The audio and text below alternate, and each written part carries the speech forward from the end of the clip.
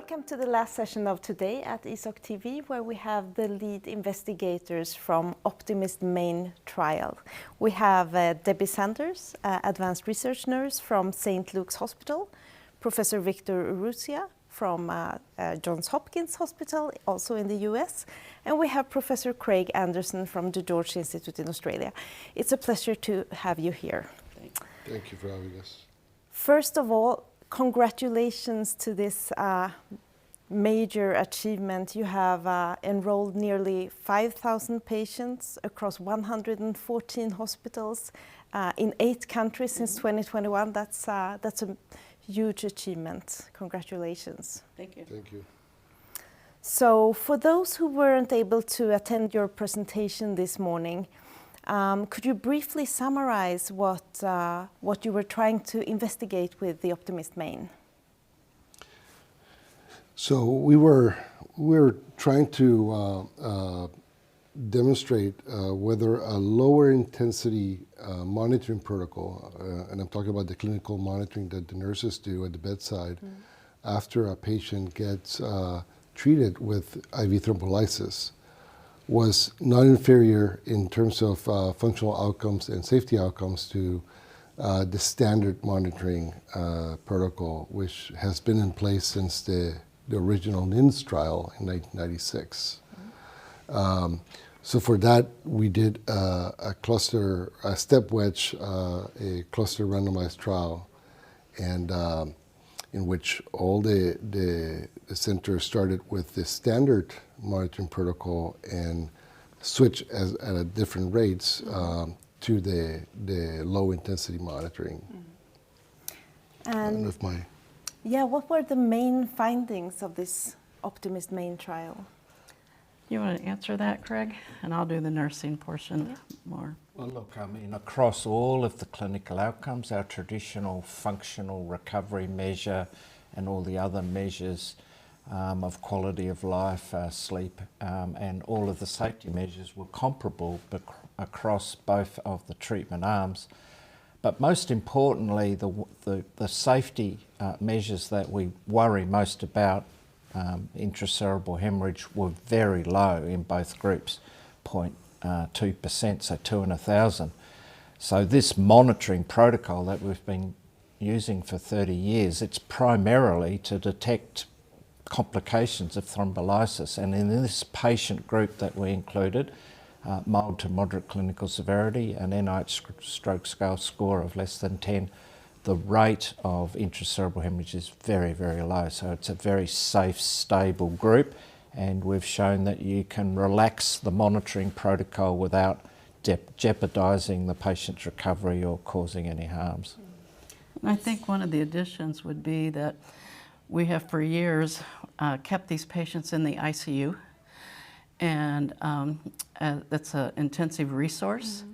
Many times the nurses taking care of 2 patients, and hospitals are starting to move patients out of the ICU, and I think this shows that that would be safe. There's been some reluctance with administrators, but this helps to show that it would be safe to move these patients and could be a cost savings. And if the nurses don't have to monitor so often or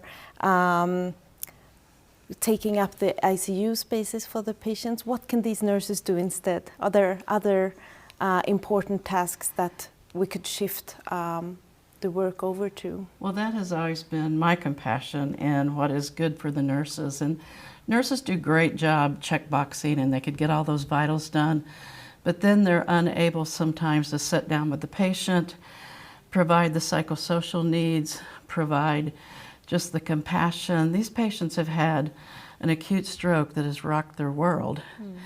And being able to educate them, be able to provide comfort needs, just sitting down and discussing with them what's going on, what the team is doing, I think will help alleviate and give nurses empowered more to take care of those patients. If I might add as well, specific tasks like mobility programs where the nurses are in charge of making sure that the patient is moving recovery and rehabilitation tasks that the therapist may delegate to the nurses because they can be there for a longer time. Education of the patient and the family, in addition to all the important tasks that Debbie mentioned. Excellent. How did patients, nurses, and clinicians that were involved in this trial, how did they perceive this intervention? Yeah, we did an implementation assessment, which is also published today as a poster here in ESOC. And what it found is that the implementation of the protocol was easy to conduct. The nurses, the physicians were all favorably inclined to the new protocol. They felt that it was useful and safe. So we think that it has had very good acceptance in the trial. There could be a little reluctance to change initially. At my center there was. I can't check, I'm not checking them enough. I'm not. So just getting comfortable with that and seeing that the patients do well. I think another really important about this trial is United Kingdom was very successful in utilizing nurses as PIs. And it really engaged the nurses. And if we're going to have more nursing research, we need them to be engaged. And they saw it as a practice change that was beneficial to them and the patients. It's very important. So one last question. If nurses and clinicians are interested in implementing this intervention, what advice could you give them? Well, they can always reach out to us, and we will definitely be happy to help them.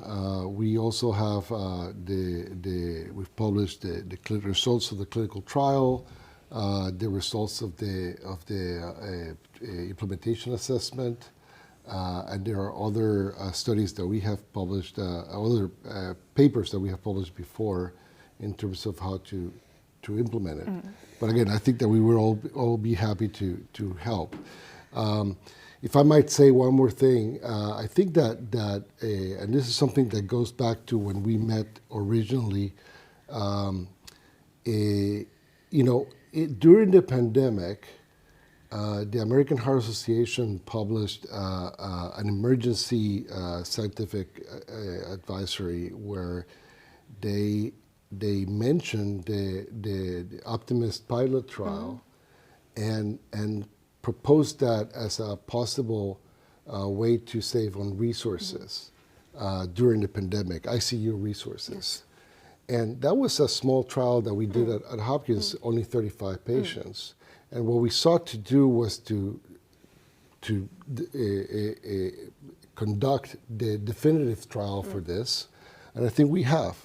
I think we have a large multinational trial that showed that there is really no harm and no decrease in benefit to the patients of instituting this protocol.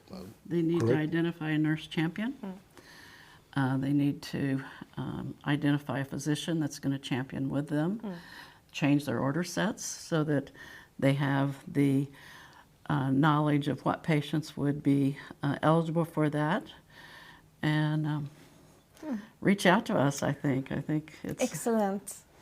Thank you so much for coming here. And that's all for this interview. Thank you. Thank you.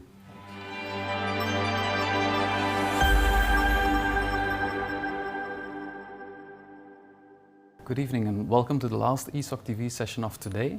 We are joined today by the lead investigator of the Bridge TNK trial, Dr. Yuan, and by Dr. Tang. Dr. Yuan, could you, for the viewers that may have missed your presentation earlier today, could you quickly summarize the research question you were trying to answer in your trial and how you went about that? Okay.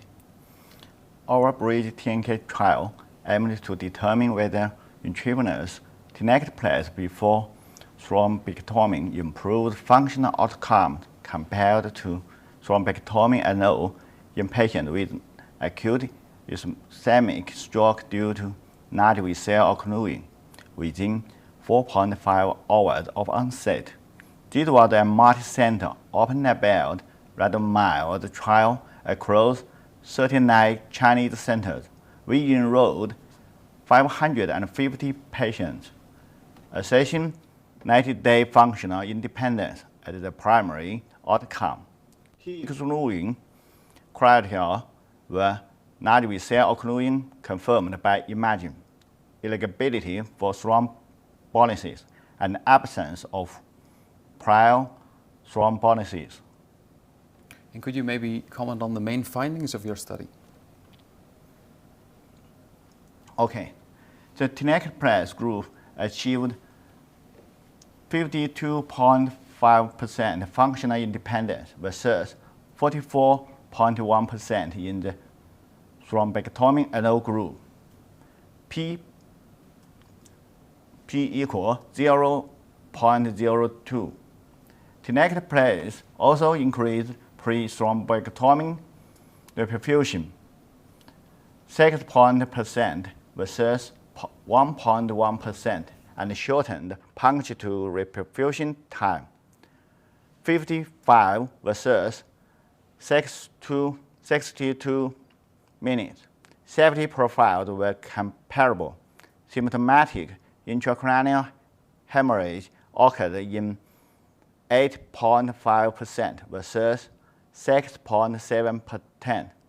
P equals 0.33, and the mortality was 22.3% versus 19.9%.